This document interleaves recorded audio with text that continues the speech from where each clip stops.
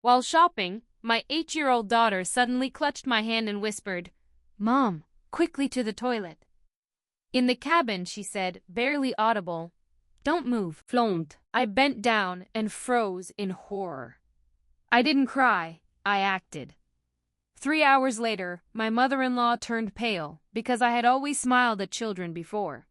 Not loud, not cruel, just this silent adult kind of amusement. Monsters under the bed, shadows in the hallway. Someone is watching me. Sure, honey. But then one Sunday evening, I was squatting on the sticky toilet floor of a shopping center on the outskirts of Frankfurt, holding my 8-year-old daughter's hand while polished black shoes are standing in front of our cabin thieves. A male voice, deep and calm, said into the phone, "Yes, mother and daughter, the girl is about 8 years old. They have shopping bags with them. Blue dress, blue dress." My daughter had picked it out 10 minutes earlier. It was in our pocket. Before I continue, tell me, which city in Germany are you watching from right now? And what time is it with you? Write it in the comments. I'm curious. So at that moment, the category of sweet children's fears died forever. Sophie's grip on my fingers was so tight that it hurt. She didn't look at me. She didn't have to. She put a finger on her lips as if we were in a movie. Except that in movies, the toilet floor is not sticky and your heart does not try to climb out through your throat to the outside. "Don't move," fear her. So I didn't. I watched the shoes through the gap under the cabin animal. Slow steps, stop. Slow steps, stop. As if he was checking each cabin individually, as if he had time. The shoes stopped right in front of our cabin. Sophie's breath disappeared. Mine too. Then the shoes kept moving and the voice continued like a weather report. "You should have come here if you haven't left yet." Yes, I'm still looking. My brain was trying to catch up. A man in a ladies' room looking for us and describing our shopping habits. This was not a misunderstanding. This was a hunt. I pulled out my cell phone with trembling hands and pressed on recording. Because if working in the healthcare system teaches you one thing, then what is not documented did not happen. The shoes circled again. Then they stopped. A cabin door squeaked. Another squeaked. Sophie's eyes got huge. I did the only thing I could do without betraying us. I called 110. No dramatic phone call, no screaming, just ladies' room. "People are following us inside. 8-year-old daughter with me. Please." The answer came quickly. "Stay where you are. Officials are on the way. Notify the security of the shopping center if you can." The security of the shopping center. Blessed be the German tradition of outsourcing panic to a guy in a polo shirt. But at least it was something. When the shoes drifted to the sinks, I grabbed Sophie and we scooted out like smoke. Fast, quiet pockets, tight and clings. We ran straight to the security office as if taking our lives from it. The guard looked skeptical. Of course he did. 2 women bursting in with shopping bags and wild eyes are not credible. This is Blackfried energy. "What's on?" he asked, already preparing for a complaint about a voucher.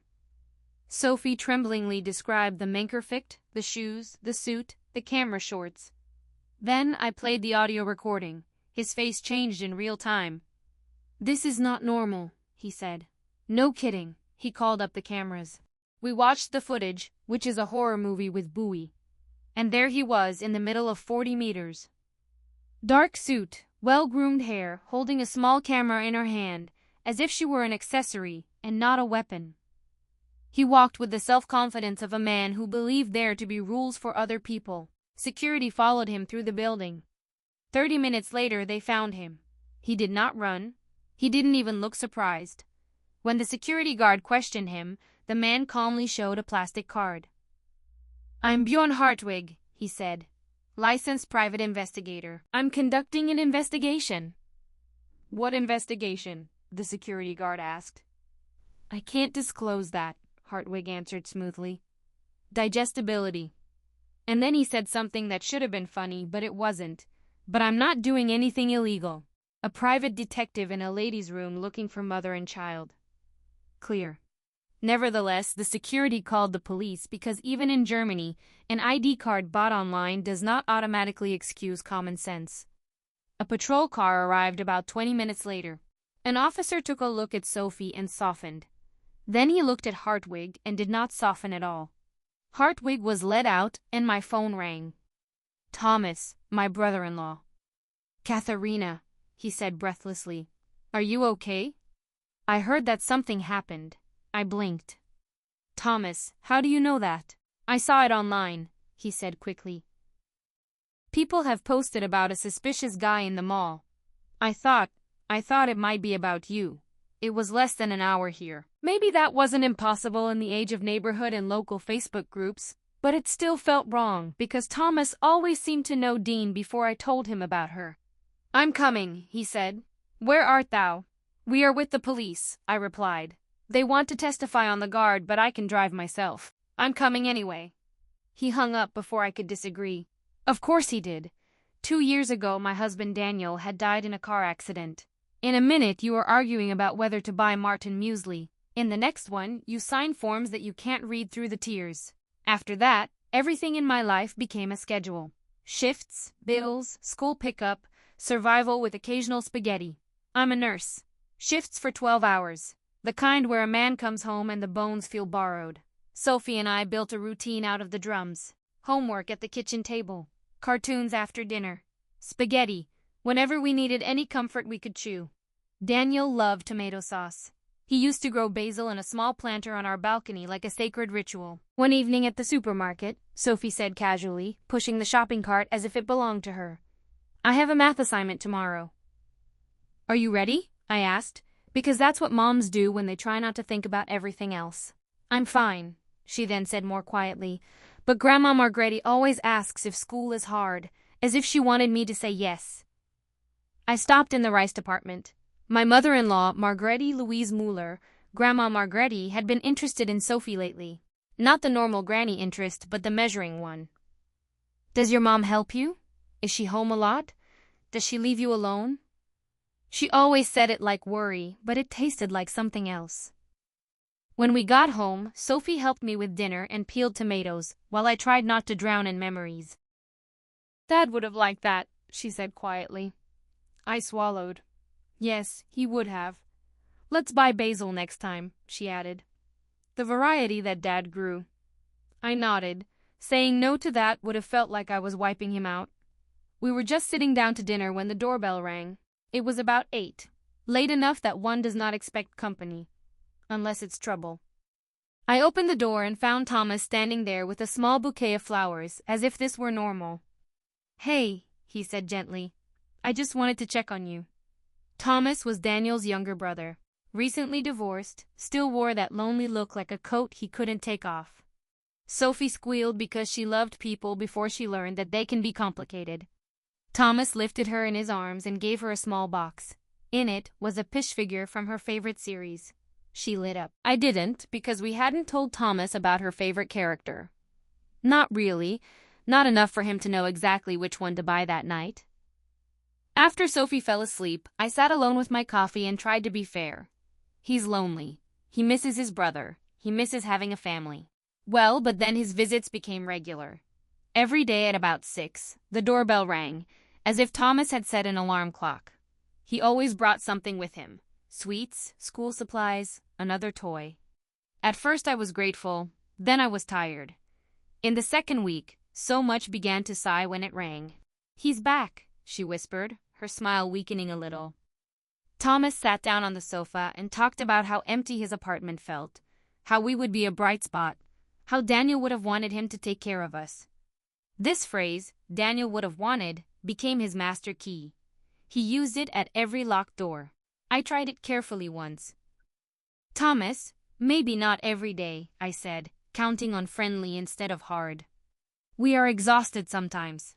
He blinked, as if the idea offended him. Then he apologized and showed up the next day anyway. Of course he did. One evening he casually said, as if reading from a calendar, "Can I come next Thursday and watch Sophie give her class presentation? At 14 o'clock, right?" My skin got cold. How do you know the day and time? I asked. Sophie told me, he said with a smile. I looked at Sophie. She looked confused. I didn't, she said slowly. Thomas laughed sheepishly. Oh, maybe I heard it in a different way. In a different way? Clear. He nevertheless showed up at school, sat in the assembly hall between the parents, as if he belonged there, as if he was filling Daniel's place. After Sophie gave her presentation, Thomas gave her a tiny bouquet. She politely said, "Thank you," in the car on the way home. Sophie stared out the window and whispered, "Mom, I'm getting tired when Uncle Thomas comes." "Why, honey?" She hesitated. "It feels like he's watching me, like he's all I love, but I don't remember telling him." Children do not have a filter. You also have no reason to lie. So I started watching Thomas, the way his eyes wandered through our living room, the way he picked up cherished photos and held them for a second too long, the way he looked at so much schoolwork as if they were evidence. One afternoon, he mentioned something that had not even been discussed in our house. "I have to look forward to the arrival next month," he said with a grin. "Sponsoring break bread is going to be a challenge, isn't it?" I froze. The Zofir had been dealt the day before. He was lying out of Sophie's desk under a stack of papers. I hadn't even read it yet. "Where did you hear that?" I asked carefully. "By Sophie," he said quickly. Sophie's head snapped up. I didn't tell him. Silence filled the room. Thomas forced a laugh. I must have confused it. No, he didn't. That night, I noticed something else. The school papers in Sophie's desk were ordered, not cluttered, organized. "Have you cleaned up your drawers?" I asked her. She shook her head. "No." And sorti en l'air. The next day, I watched from the window on the second floor as Thomas left. He stopped outside, turned around, and stared into our living room window, as if checking something. "My maggot, thanks." Sophie came up behind me and whispered, "Mom, Uncle Thomas is funny, isn't he?" "What makes you think that?" "He always asks where we are going, when you are working, whether we will be at home on Saturday." "Why does he need to know this?" Then came the moment that destroyed my last attempt at maybe overreacting I did. Thomas asked for a spare key. "Just in case," he said. "If something happens to you, I need access. I'm family." "No," I said immediately. He frowned. "Your neighbor is not a family." "Waller has been helping us for years," I snapped, "and she doesn't ask for keys." Thomas's voice became sharper. "Daniel would have wanted me to take care of it," something he broke back. "Don't use my husband as a means of pressure," I said. Then Sophie said barely audibly, "Uncle, you're kinda creepy." For a split second, Thomas's face changed hard, almost hungry, then smoothed back to a smile. "The creepy uncle just wants to protect you," he said sweetly. Sophie moved behind me. Her instinct knew something that further tried to deny my grief. The shopping center trip should be a break. New clothes grew so much, as if she had a secret contract with time. Milk chic, a normal Sunday.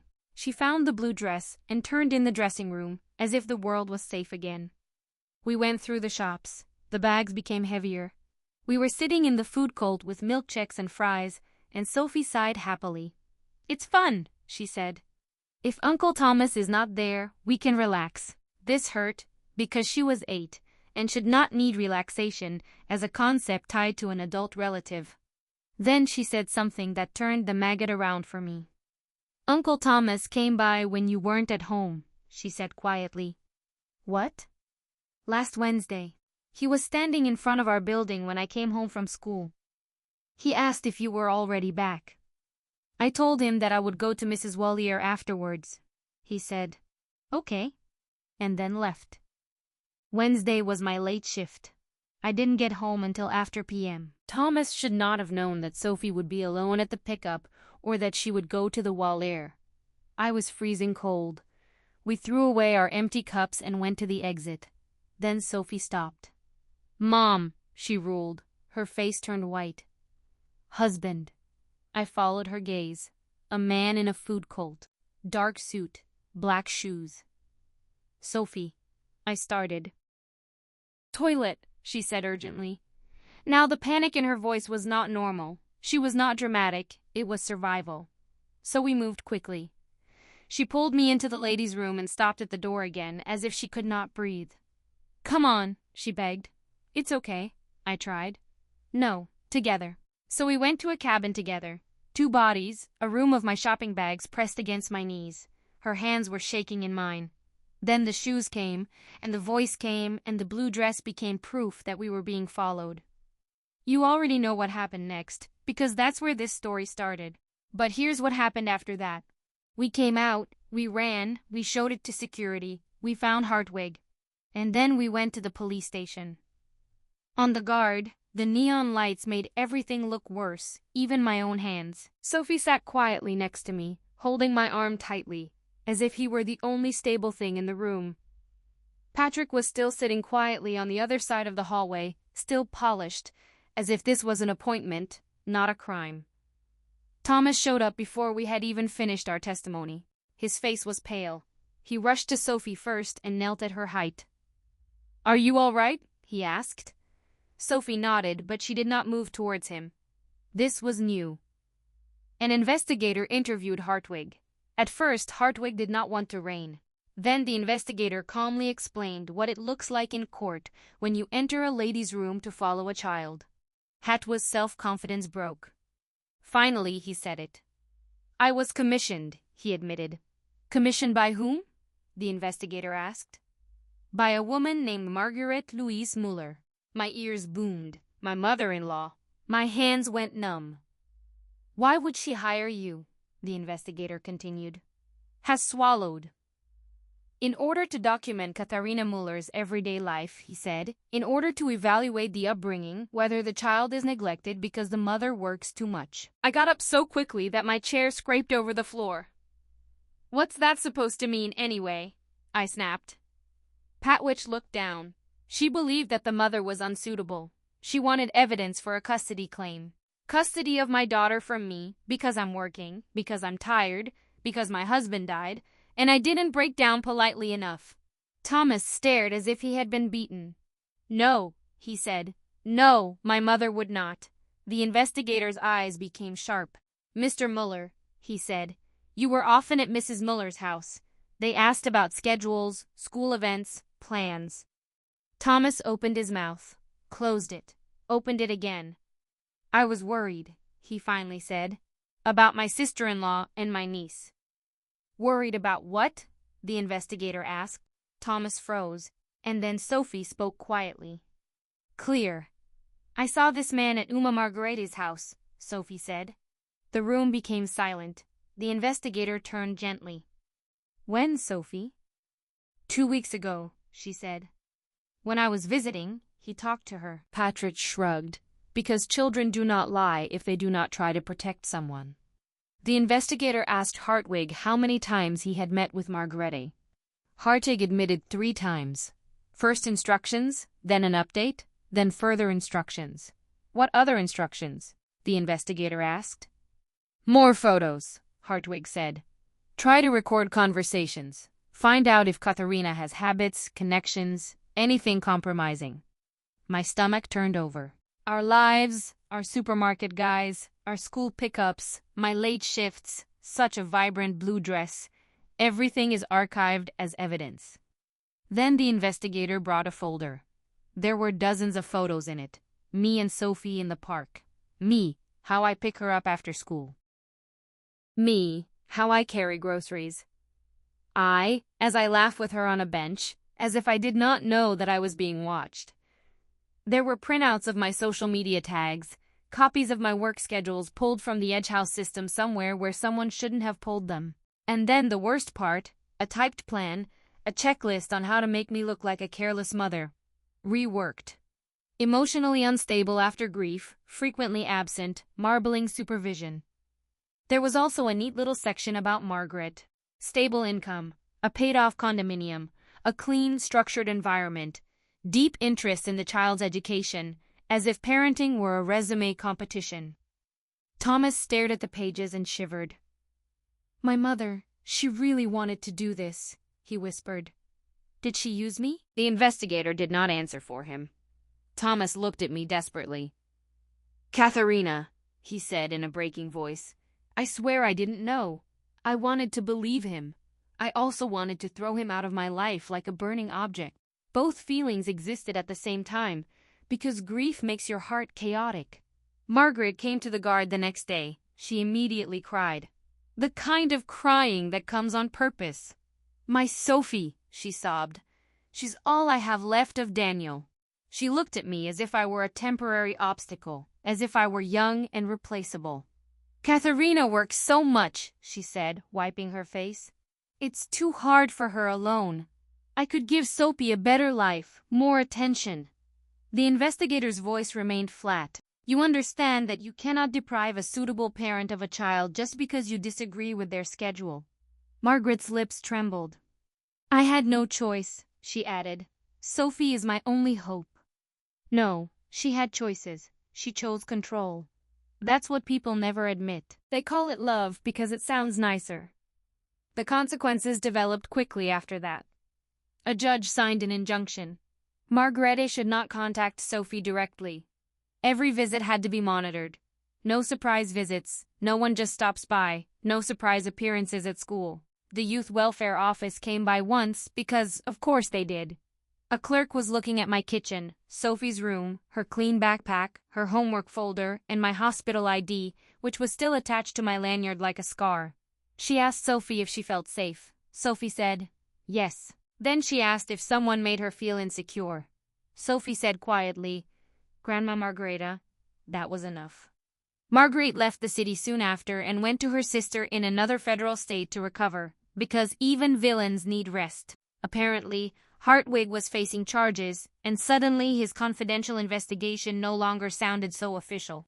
A week later, Thomas came to our door. This time he did not show up, as if the place belonged to him. He rang once and then waited. When the door opened, he looked like a man who had aged a year in 7 days.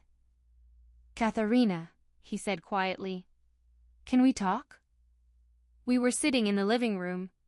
Sophie was doing homework in her room, the way children do it. If you listen anyway. Thomas stared at his hands. I didn't know, he said again. I swear it. I thought my mother was just worried. She asked questions and I answered them. I wasn't thinking. I leaned back. So you fed her information? I said calmly, because I no longer had energy for volume. Thomas nodded. Yes, he swallowed hard. She always said I was the only man left in the family, he admitted. That I should be your support, that Daniel would have wanted it. I cringed at Daniel's name, as if he still had teeth. Thomas hesitated, then he added barely audibly, and that was not all. I waited. He looked up, eyes red. I've always liked you. The words landed hard. Even when Daniel was still alive, he said quickly, as if faster confession would make it less terrible. I would never have done anything. No way. But after he died, I cared too much. And my mother, she took advantage of that. She knew I would show up. She knew that I would try to help. He laughed once. Please, I was stupid. Sophie then appeared in the doorway as if she had been summoned. Are you guys talking? She asked. Thomas fell to his knees in front of her. I'm sorry, he said in a breaking voice. I'm sorry you were more serious about that. Sophie studied him for a long moment. Then she said seriously and simply, You are not angry. Grandma Margarete kicked you out. Thomas's face broke. That doesn't excuse me, he said. Sophie walked over and took his hand. But if you hadn't been there, she said gently, it might have been worse, because then we wouldn't have noticed that something was wrong. I turned away so that they could not see my eyes, because sometimes an 8-year-old says something wise enough to break one. Thomas did not become a family again overnight. He worked his way back like someone rebuilding a house after a fire. Slowly, carefully, no sudden movements. He stopped asking where you were going. He stopped trying to check Dean. He just showed up when he was asked, fix a dripping water urine, pick up Sophie from school when I was stopped at the hospital, help me drive to the old lake hut that Daniel loved so I could keep the little garden bed alive, because it felt wrong to let it die too. He told so many stories about Daniel as a child, not to replace him, to keep him real. Sophie listened as if these stories were oxygen. Some evenings, Thomas and I sat at the kitchen table with tea and silence. Not romantic, not just human. I began to see him as a person, Not just as a role, not as my husband's brother, not as Margaret's son, just Thomas. And that made all the difference. A year later, spring came with lilacs and the kind of gentle air that feels like permission to breathe. Thomas and I got married quietly. No show-off, no performance. Wearing a white dress, Sophie scattered petals along the gam, radiant, as if she were carrying sunlight. After the ceremony, she hugged me tightly. "Mom," she asked in a small voice, "are you happy?" I kissed her head. "That's me," I said, "because of you." She looked up at the sky. "Do you think Dad can see us?" My throat tightened. She still did this herself after the time. "Yes," I said. "I think he can do it, and I think he would want us to be safe." Thomas lifted Sophie in his arms. "I'm not here to replace your dad," he told her gently. "We will always remember him." Sophie wrapped her arms around his neck. "I love Papa Thomas," she explained. Then she added just as firmly, "And I love Dad Daniel." And somehow that made room in my chest for peace.